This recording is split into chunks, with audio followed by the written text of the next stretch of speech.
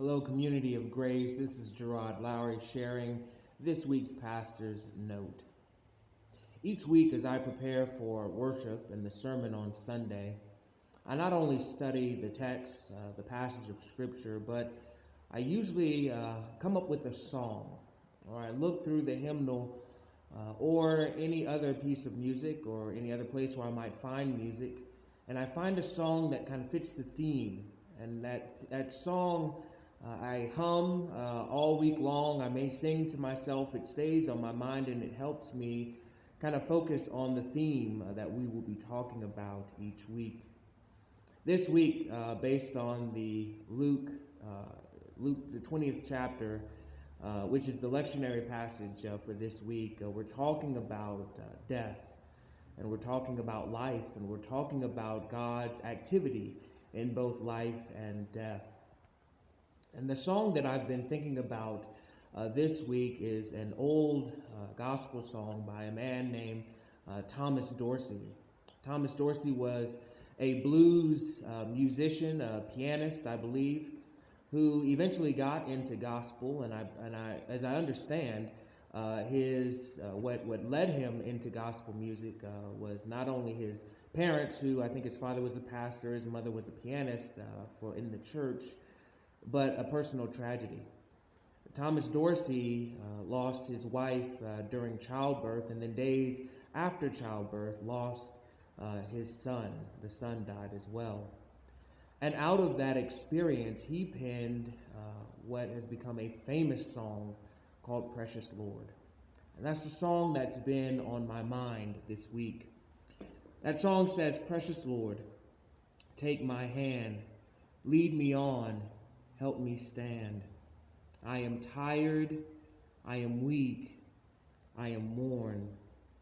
Through the storm, through the night, lead me on to the light. Take my hand, precious Lord, and lead me on." It's a wonderful, wonderful hymn.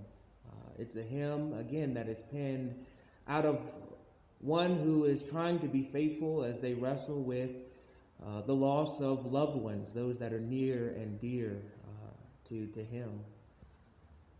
This week in worship, we are going to celebrate and give thanks for those that God has brought before us, placed in our path through our lives, and they have gone on to what we call the church triumphant. They have entered into their rest. They rest from their labors, and we are going to gather as a worshiping community to first remember those individuals and to give thanks to God for them and for what they what they meant to us when they were with us, and what they still mean to us now that they have gone on to rest.